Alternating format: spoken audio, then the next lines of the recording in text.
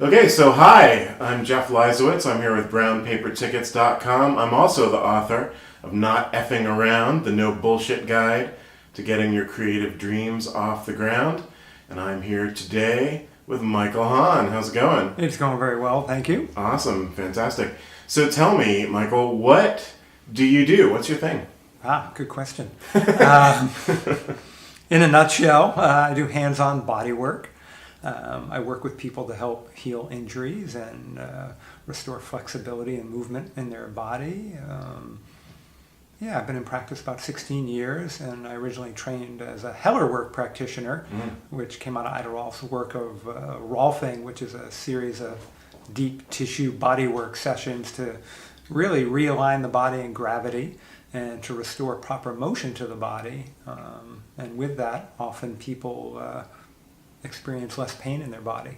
So Great. yeah, I've been doing that for, like I said, 16 years, and just a couple years into my practice, I found somebody who's teaching really gentle, anatomically specific osteopathic techniques, and it turns out those techniques achieve the goals of Heller work, structural integration. So I started shifting from deep tissue body work into very gentle hands-on work that addresses bones, nerves, arteries, the cranium, the spinal cord.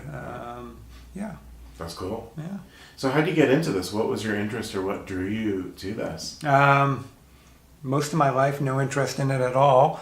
I was selling engines and generators for a living. Excuse me. And I had an injury, hurt my back, bowling injury. Had to have back surgery. And in that process, around then, I was thinking about becoming a physical therapist because I always enjoyed kind of helping people and getting people empowered to do whatever it is we were doing as a group. So I thought physical therapy could be a good direction for my career. And then after experiencing the type of physical therapy I had, my injury recovery, I was like, not so interested anymore. Somebody recommended Heller work, and I went through this process of receiving bodywork sessions and was blown away by the results. And so a couple years later, I was enrolled in a Heller work program. Strange how life does that, huh? Yes. Yeah. So what do you love about what you do? Good question. So many things. One, it requires me to keep learning and understanding anatomy at a deeper level. And two, it's I think of it as an art and a science. And so the science, understanding anatomy and techniques to get that anatomy to move properly. But also some of the assessments I use are very intuitive. So I like more of the art side of it, of using my intuition and being drawn to different areas in the body and working with them. And so yeah, that's one aspect of the work that I really love. I love working for myself. I love building a business. I love working with clients directly. And I certainly love that people get better with the work who often have been having a hard time getting better elsewhere. Yeah, it's a real service to the world, just helping people. Yeah, absolutely. Yeah, very good, cool. So at this point, you said you've been at it for 16 years? Correct. Do you consider yourself successful, and in what ways? I do consider myself successful. One, I'm very... I feel like there's just a lot of grace in my life. I feel blessed to be able to bring this work to the world. I get to work directly with people one-on-one. I get to set my own schedule. I also work with infants, newborns who are having a hard time feeding, are really uncomfortable. So I work with newborns within the first couple weeks of their life. And to see them change and then be able to feed and be more comfortable is just... to me, very successful. It's just great to affect another little being's life and see them change for probably ever. Yeah. Yeah. That's great. So what have you learned from your success?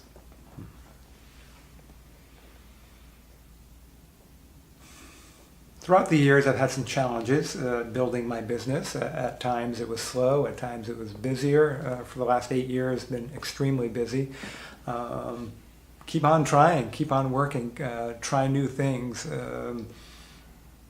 if you believe in it, don't stop. So I always go out in the world and market, and I share with other people what I do, and so that's been really useful. Another piece of what I've learned is keep studying, don't stop learning. There's always more to learn, and so with this work it feels like it's a life's work, and I'll always have more and more to learn. So great. Yeah. Very cool. Yeah. Good job. So when you set out to do something in your career or in your other interests, what else you got going on? Let's start there. Besides this.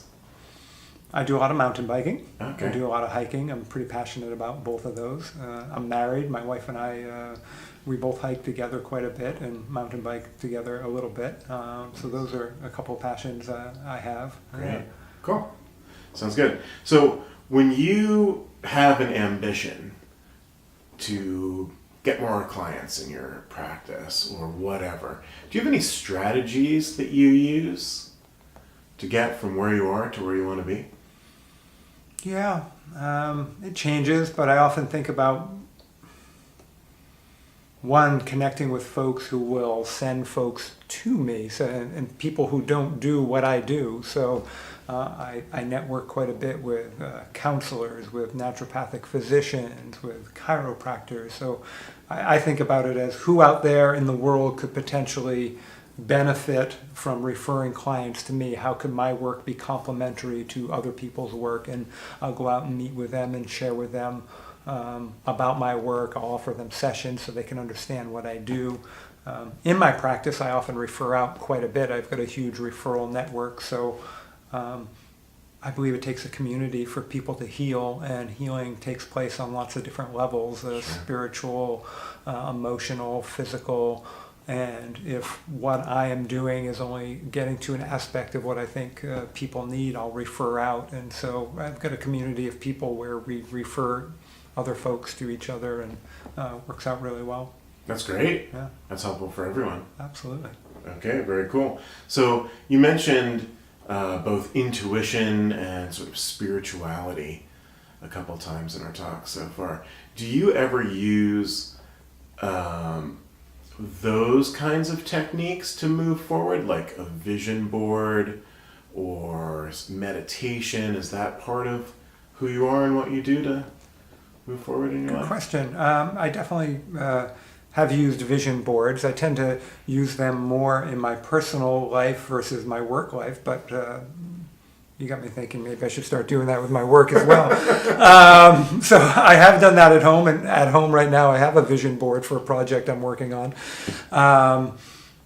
But it's more separate from work. It's something my wife and I are working on, and so that's been useful. But I also set my intention. Do I meditate? Occasionally, not a lot, not daily, but I feel like I'm very intentional with the way I live my life, and so in a way it's almost a living meditation. And Nice. I set intentions around what I want for my work, the types of people that I attract, people that could benefit from my work. I set those intentions. I set intentions that if I'm not the right person, that I can find the right person for somebody. That my practice has a certain amount of clients coming in and out of it. And I think the more I hold that intention, it creates kind of a dynamo of energy that stays there. And when I don't put energy into that, that energy dissipates. And when I do, it gets bigger. And so I think that's really important. Dynamo of energy. I Yeah, love it. that's right. That is NFA. There we go. That was good. I dig it. Okay. So talk to me about opportunity. Do you look for it? Do you create it? Both, perhaps? Mm-hmm. What's your relationship with opportunity? Opportunities such as... I don't know. You tell me. All right. I think of myself as keeping an eye out for it. If there's a new modality that's out there that I think would be beneficial and it comes across my path a number of times, well, maybe I need to go take an intro class in it and see if it's right for me. So I'm always trying to study more of this work, and so that's where I see opportunities presenting. If something's changing in the world as far as marketing, and my business needs some support, I'll try to put some energy into that. Try to keep my website maintained and looking sharp and clear and giving people a good sense of what it is I do, so it's easy for them to decide whether or not it's a good match, things like that. Great, perfect. Yeah. So we've talked about success and your strategies for success. Let me ask you this. Have you succeeded with every goal you've ever set? Oh, absolutely not. Okay. What have you learned from not succeeding? To keep trying if it's something I'm really interested in. I've with my business tried different ways to market, and sometimes it worked and sometimes it didn't, and I kept moving along and trying new things, and eventually it started to work really well. And so perseverance has been a big part, and not to get upset or down on oneself for something that doesn't work. I think we're here to make mistakes and make lots of them, and hopefully learn from them. Absolutely. Yeah. Okay, sounds good. So internally, when you hit one of those challenges or failures, or you don't get really what you want, what is it internally that you do to move forward? That's a good question. Probably there's a process of getting disappointed for a while, and going through that process and feeling those feelings, and then after that starts to subside a little. Decide whether or not it's something I do want to keep pursuing. Is it in my best interest? Does it feel right to me to keep pursuing this? And I try to trust what I'm feeling inside as a kind of a guidance system. And if it does feel right, either gather some resources such as friends or colleagues and talk about it, and see if there are other ways to go about it. Do some research, try some new ways. Yeah. Good. Okay, so tell me this. The comfort zone. We've all heard of it. We all live in it and maybe out of it.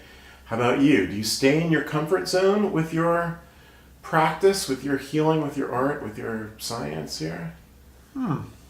At times I'm in my comfort zone. At other times I'm trying to challenge myself and look outside of my comfort zone and learn new things and take on new aspects of my practice. And about 4 years ago, I put together a year-long training to teach other practitioners the work I do, and Wow. that took me outside of my comfort zone and kept me there for a while, a good year plus. But I kept operating outside of it and expanded my range of my comfort zone to include some new activities that at first weren't comfortable. That's a very interesting thought, right? Your comfort zone is essentially some kind of limit that we set for ourselves, right? Seems that way. And then you push forward, you push out of it, you master those skills, or at least practice them, and then your comfort zone expands. Yeah, absolutely. How about that? I like it. I like it too. That's going in my next book. Okay. Next question. So you sort of changed careers, you sort of went to school, built this practice. Have you gotten resistance in certain ways from parents, peers, society in general with what you're doing, what you wanted to do, and how did you sort of deal with that? Yeah. So. Good question. Resistance? Yeah, maybe some. I don't think my parents fully understood what I was doing or why, and probably just from a place of not understanding it fully. I tried to rally around myself support, whether that's friends or colleagues and a group of people who are entrepreneurs and moving forward in their own work. And so I try to put myself in that environment, and I find that supportive. But the work I do is unique, so I'm constantly educating people, and so there's a little resistance there that people don't understand what I do. And one, it's very gentle, so that often equals maybe more energetic, even though to me, and when I say energetic, meaning more hands-off, or I'm not doing anything, but when in fact I am, and it's very anatomically specific, but it's on the gentler side. So people are used to deep and more, and forceful is better, and the harder you work, the more you're getting, and with my work, that's not the case. And so, yeah, people often just need to, not need, but it's helpful if people understand more clearly what I do, and that usually doesn't happen until we're kind of face to face and they experience the work. So nice. Yeah. Okay, so you said something really interesting there, which is people expect that, to get something done, it needs to be hard, it needs to be forceful to make a change. Mm-hmm. And what you're suggesting in your work, I think, is that's not always the case. Mm-hmm. Sometimes it's subtle, sometimes it's intuitive, sometimes it's quiet and gentle. Mm-hmm. Can you speak more to that in a bigger sense? Like, I get that for the work. What about for your practice? It almost sounds like that in itself came about in that sort of way. So, what's the question more specifically? Ask her questions, Saka. Okay. So, you talked about using gentleness rather than force to make a change. Mm-hmm. In what other ways in your life have you used gentleness rather than force? Mm-hmm. And how has that worked for you? Sure. Good question. Took me 2 times to ask it. It might take me 2 to answer. I guess my ongoing evolving philosophy is being forceful isn't necessarily very useful and creates resistance wherever you're forcing, and the more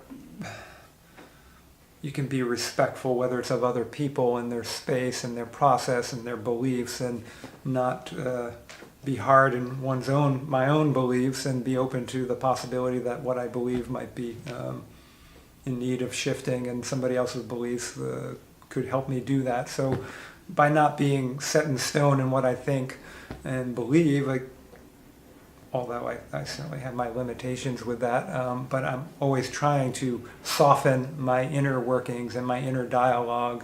Yeah, I guess it would apply more to my inner dialogue with myself. How do I be gentler with myself, less forceful, less hard on myself if something's not working properly? So yeah, how do I find softer edges inside? So that's a place I probably use that philosophy. That's great. Yeah. Yeah, I like it. Nice. We often beat ourselves up when things don't go the way we want. Yes. And is that really that helpful? Yeah, so far it hasn't been for me personally. Yeah, me neither. Okay, so how about mentors? Have you had any mentors, and how did you find them? Yeah.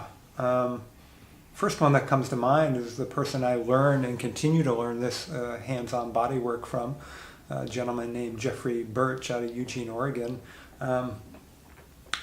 He showed up via a flyer in my mailbox one day. A local practitioner was sponsoring him to come to town to teach this work. And I went and took a class with him and was blown away by what he was doing. I couldn't really understand what he was doing. It was very gentle. It was really very unique, and I saw it as being very effective. So I started studying with him, and took 2 years of training with him, and within that 2 years he offered a private mentorship where I would go and apprentice with him. So for 2 days a month for 4 years I drove down to Portland and sat in his private practice, kind of like my office here, and worked with him directly and learned from him directly. And that's been about 14 years now, and since then I've co-taught classes with him, assisted him in classes, and he's become an amazing friend and mentor. So fantastic. Yeah. Okay, cool on that. I think so. Okay, so not all mentors are obvious. I mean, this guy showed up in your mailbox, right? So that was, I wouldn't say it was easy, but it sort of came to you. Sure. Have you had any almost secret mentors or people or things or books that were just sort of not an obvious mentor?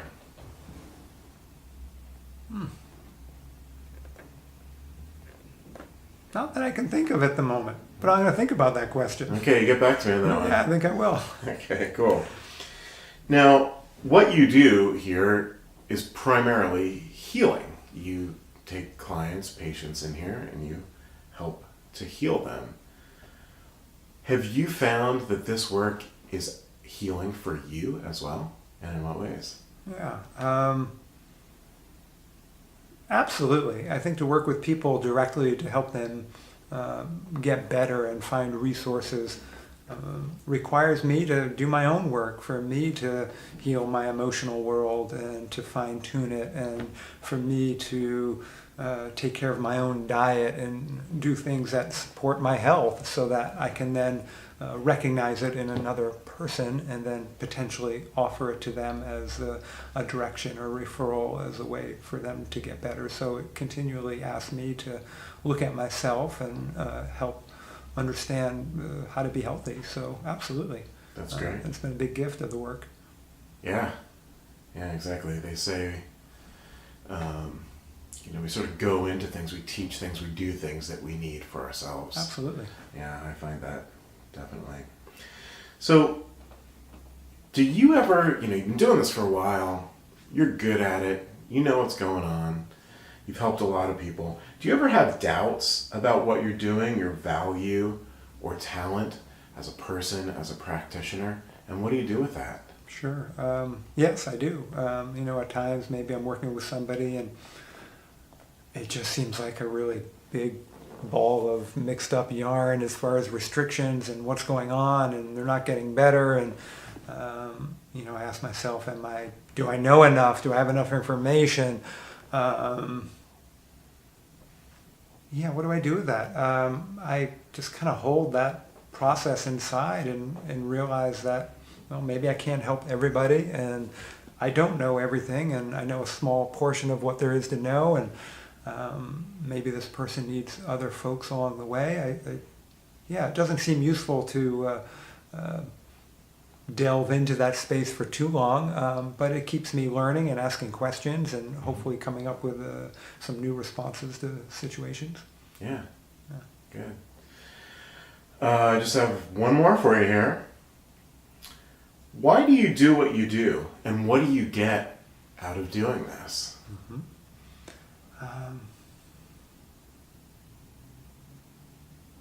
I feel like there's a lot of grace in my life doing this, I feel grace that I can do this. Why do I do it? I'm just called to it. Again, when I was younger, I never thought I would do this. I didn't have dreams of doing body work or working with people directly in a healing environment. It just started to happen, and I've always enjoyed using my hands. Used to be a mechanic for a living prior to selling equipment. I enjoy working three-dimensionally with people and their anatomy and their being. It just feels right. At the end of the day, first of all, my day goes by so quick. If I see 6 or 7 people in a day, literally the clock is, I do hour sessions, it just goes by so fast. So that's a great sign to me that it's almost timeless what I'm doing, and it feels good. And I love helping people. It just feels like a real blessing to, at the end of the day, have helped people heal from something that maybe has been nagging them for 15 or 20 years, or a newborn that hasn't been feeding well, to all of a sudden have that start working. It's just like, wow, I feel pretty blessed. Yeah, absolutely. Was there a second part to that question that I missed? I think you got it. All right. Yeah, absolutely, you got it. So, Michael, thank you. That was fantastic. I really appreciate it. And you're doing good work, my man. Thank you. My pleasure.